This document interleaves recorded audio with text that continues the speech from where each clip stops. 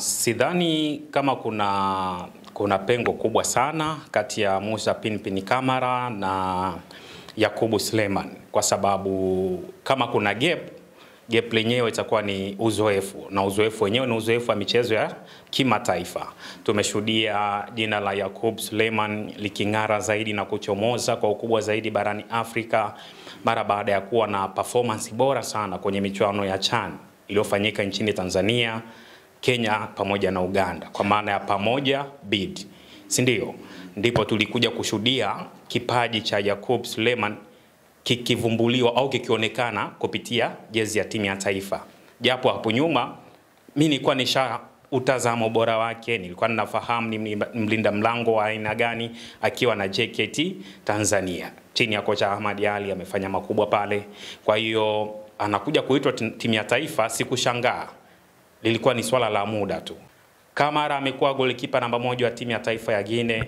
Amekuja Simba, amecheza michezo mingi ya kimataifa, amecheza fainali ya kombe la shirikisho.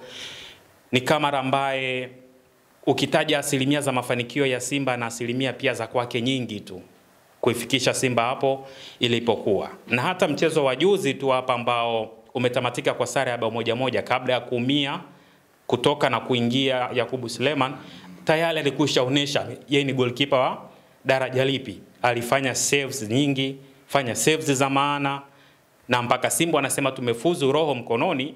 Pengine ule moyo wa mashabiki wa klabu ya Simba ulikuwa umeshikiliwa na Musa Pinpin Kamara.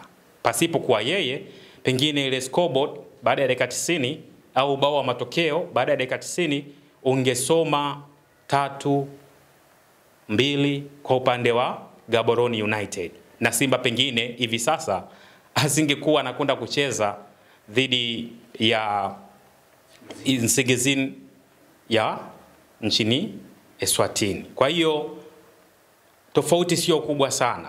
Tofauti iliyopo baina ya Kamara na Yakubu Suleiman ni uzoefu wa michezo ya kimataifa, lakini kwenye uwezo kwa maana ya qualities hawajaachana mbali.